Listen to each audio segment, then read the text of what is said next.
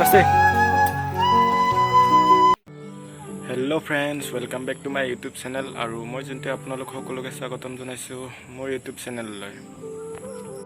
আজি ভিডিঅ'টো অলপ কোৱালিটি বেয়া হ'ব পাৰে, কাৰণ মোৰ মোবাইলটো বেয়া হৈছে। আৰু যিদিনাখন মানে ভিডিঅ'টো বনাইছিলোঁ সেইদিনাখন কিছু মানে মোৰ মোবাইলটো চাৰ্জ নাছিল আৰু বেলেগ মোবাইল লৈছিলোঁ, কিন্তু হোৱাটছএপত ভিডিঅ'বিলাক লোৱা হৈ গ'ল। সেইটো কাৰণে মানে অলপ কোৱালিটিটো বেয়া হৈছে। এনেকৈ এডজাষ্ট কৰি ল'ব আপোনালোকে ভিডিঅ'টো। ধন্যবাদ, চাই থাকক ভিডিঅ'টো এতিয়া। আজি ৰাতিপুৱাই ওলালোঁ পথাৰলৈ বুলি। আলি কাটিব যাওঁ মানে ইমান ৰ'দ, 6:30 বাজিছে এতিয়া ৰাতিপুৱা, আৰু এতিয়া ইমান ৰ'দ দি আছে। তথাপিও যাওঁ পথাৰলৈ। মুখ চুখ ধোৱা নাই ভালদৰে, এতিয়া পথাৰত যাওঁ। তাৰপিছত তাৰ পৰা আহিয়ে মুখ ধুম, মানে টাইম নাই ধুবৰ কাৰণে। মানে ধুলে মানে দেৰি হৈ যাব, তাৰপিছত বেলিটো বেছি ওলাই আহিব, তেতিয়া থাকিব নোৱাৰা হৈ যাম দিনত। সেইকাৰণে এতিয়া জল্দি যাওঁ, কামখিনি খতম কৰোঁ আৰু আহোঁ জল্দি। আপোনালোকে ভিডিঅ'টো চাই থাকক। পথাৰলৈ গৈ আছোঁ এতিয়া। এইফালে পথাৰ চাৰিওফালে পথাৰ, এইফালে কিন্তু মানুহৰ ঘৰ আছে। এতিয়া পথাৰত গৈ আছোঁ। পানী পথাৰ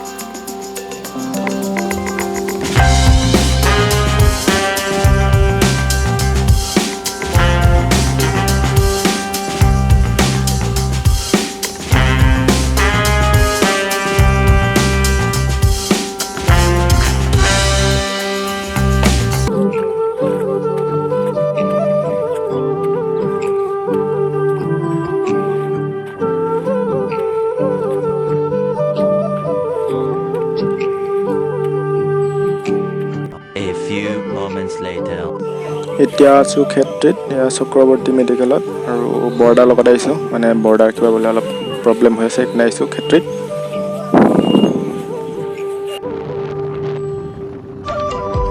এতিয়া আমি গৈ আছোঁ মেঘালয় ফালে, মানে কিলিং নদী হয়, মেঘালয়লৈকে যাম।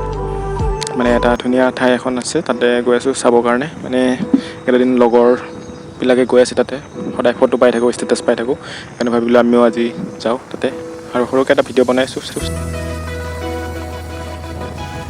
এতিয়া আমি আহি পালোঁ টিপাতলি, আৰু এইফালে ৰবীন আৰু ৰোহিত আহি আছে পিছে, আৰু আমি আগে গৈ আছোঁ। অসমৰ পৰা মেঘালয়লৈকে যোৱা ৰাস্তাটো এতিয়া বনাই আছে, বনোৱা কমপ্লিট হোৱা নাই। বনোৱা মানে প্ৰায় 50% কাম হৈছে, আৰু 50% কাম আছে চাগে এতিয়া। আৰু আমি এনেকৈ গৈ আছোঁ মেঘালয়লৈ, মানে কিলিং নদীলৈকে যাম প্ৰথম। তাৰপিছত কিলিং নদীত অলপ টাইম ৰেষ্ট লৈ তাৰপিছত লাহেকৈ সেই ঠাইলৈকে যাম। মানে কিলিং নদীৰ পৰা প্ৰায় 9-10 কিলোমিটাৰ ভিতৰত যাব লাগিব, মানে থানাটোৰ ছাইডে। এতিয়া আমি কিলিং নদী আহি পালোঁ, আৰু ইয়াৰ পৰা আমি প্ৰায় 9-10 কিলোমিটাৰ ওপৰত যাব লাগিব। আমাৰ এতিয়া কিলিং নদীত ৰেষ্ট লোৱা হৈ গ'ল, আৰু এতিয়া আমাৰ ডেষ্টিনেশ্যনলৈকে যাত্ৰা আৰম্ভ কৰিছোঁ। আৰু এতিয়া আমি মেঘালয় ইণ্টাৰ কৰিব ওলাইছোঁ, মানে আছামৰ পৰা এতিয়া মেঘালয়ত ইণ্টাৰ কৰিম আমি। আৰু এতিয়া গৈ আছোঁ ডেষ্টিনেশ্যনৰ ফালে, আৰু আমি এতিয়া সন্মুখত দেখা পাইছোঁ এটা থানা, চাগে মেঘালয়ৰ থানা হয়, আৰক্ষী চকী। মানে গৈ আছোঁ এতিয়া মেঘালয়ৰ ভিতৰত, মানে ধুনীয়া এটা প্লেচ, আৰু কিবা কয় নামটো আছিলে চাগে আৰলং হাদা নেকি, তাত গৈ আছোঁ। মানে ধুনীয়া এটা প্লেচ হয়, খ্ৰীষ্টিয়ানবিলাকৰ গীৰ্জা চিৰ্জা কিবা কিবি আছে, তাতে গৈ আছোঁ চাবৰ কাৰণে। আমি এতিয়া বৰ্তমান আহি পালোঁ আধাবাট, আৰু এতিয়া যাবলৈ অলপ বাকী আছে। আৰু আমি এতিয়া পেচাব কৰি আছোঁ, মানে গোটেইকেইজনে পেচাব পৰিয়ালা। ইফালে আমাৰ ৰোহিত, ইফালে আমাৰ বৰদা, ইফালে আমাৰ ৰবীন। মই এতিয়া পেচাব কৰি আছোঁ, ভিডিঅ' বনাই আছোঁ পেচাব কৰি।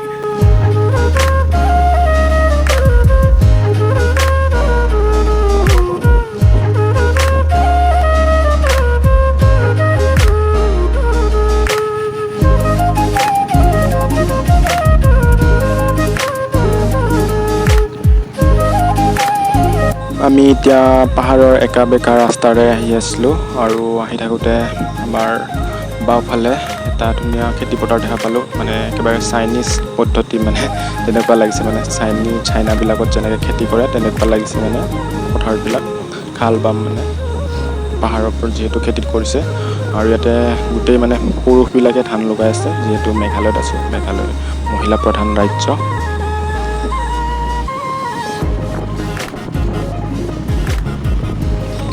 বহুদূৰ যাত্ৰা কৰি এতিয়া আমি ফাইনেলি সেই জেগাটোত আহি পালোঁ যি ঠাইত মানে আমি আহিবৰ কাৰণে বহুত দিনৰ পৰা বিচাৰি আছিলোঁ ভাবি আছিলোঁ আহিম বুলিকে সেই স্থানত প্ৰায় আহি পালোৱে আৰু মানে গেটত পাইছোঁ আৰু এতিয়া অলপ ভিতৰৰ ফালে সোমাই যাব লাগিব আৰু এতিয়া আমি গৈ আছোঁ ভিতৰৰ ফালে সোমাই ফাইনেলি আমি এতিয়া আহি পাই গ'লোঁ আৰু লগৰবিলাক এতিয়া ফটো উঠি আছে 3জন আৰু আমি এতিয়া ফাইনেলি আহি পাই গ'লোঁ জেগাটোৰ ডেষ্টিনেশ্যন আমাৰ আজিৰ ডেষ্টিনেশ্যন আহি পালোঁ আৰু এতিয়া আমি ভিতৰলৈকে সোমাই যাম কিন্তু তাৰ আগতে আমি এতিয়া ফটো উঠি আছোঁ চবে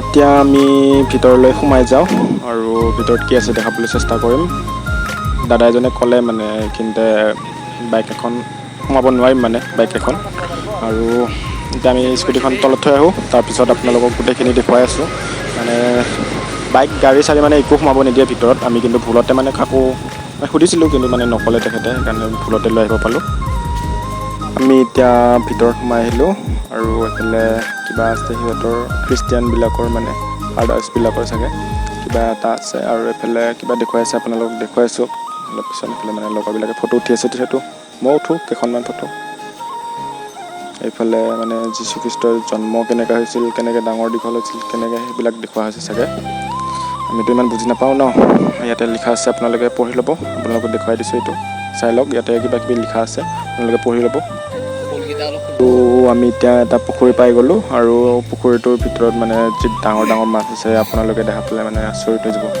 বহুত ডাঙৰ ডাঙৰ মাছ কিন্তু কেমেৰাত হয়তো দেখা নাপাবও পাৰে আমি এতিয়া বেলেগ ফালে গৈ আছোঁ মানে এটা ভিউ পইণ্ট আছে আৰু সেই ভিউ পইণ্টটোৰ ফালে গৈ আছোঁ মানে ভিউ পইণ্টটোৰ পৰা ধুনীয়া মানে এটা ভিউ পায় সুন্দৰ পৰিৱেশৰ মানে ছবি দেখা পায় আপোনালোকক দেখুৱাবলৈ চেষ্টা কৰিম আৰু আমি সেইফালে গৈ আছোঁ লগৰবিলাকে আগে আগে গৈ আছে আৰু মই পিছে পিছে গৈ আছোঁ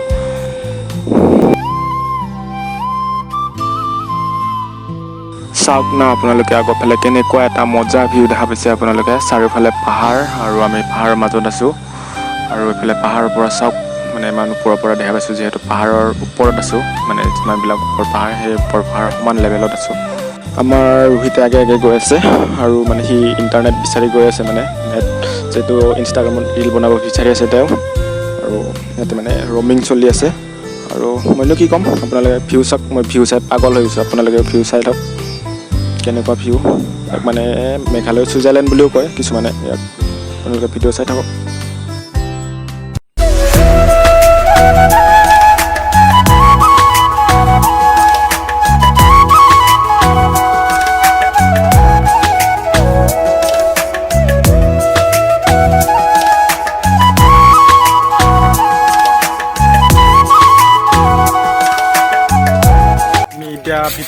আমি এতিয়া ভিতৰত সোমাই আহিছোঁ ভাল লাগিলে মই আহি ধুনীয়া পৰিৱেশ মানে বিদেশত থকা মানে এটা ফিল দিছে ইয়াতে আহিকে মানে বিদেশত থকা নিচিনা এটা ফিল আহিছে আৰু ইয়াতে আপোনালোকে আহিব পাৰে কিন্তু ভিতৰত গাড়ী চাড়ী একো সোমাই আহিব নিদিয়ে আৰু আমি ভিতৰত সোমাই আহিছোঁ খোজকাঢ়ি কিবা মানে আহিকে কিবা মানে স্বৰ্গত আহি পোৱা নিচিনা কিবা এটা লাগিছে আৰু ফিল ইমান ধুনীয়া এটা জেগাত আহি পালোঁ আজি বহুত মানে ঘৰৰ ওচৰতে মানে প্ৰায় 10-15 কিলোমিটাৰ ভিতৰত ওচৰতে আছে ঘৰৰ পৰা কিন্তু আহি পোৱা নাছিলোঁ আজি আহিছিলোঁ ফাইনেলি আহি বহুত ভাল লাগিছে জেগাটো আপোনালোকে আহিব পাৰে কামৰূপ মেট্ৰ' টুপাতলিৰ পৰা অলপ ভিতৰত সোমাব লাগে মেঘালয় লোকেশ্যনটো মেঘালয় অলপ ভিতৰত সোমাই আহিলে আপোনালোকে পাই যাব মেঘালয় পুলিচ ষ্টেচনৰ পৰা চিধা সোমাই আহিব পুলিচ ষ্টেচন এটা আছে তাৰপিছত সোমাই আহিলে আপোনালোকে অলপ ভিতৰত 7 কিলোমিটাৰ ভিতৰত সোমাই আহিলে আপোনালোকে জেগাটো পাই যাব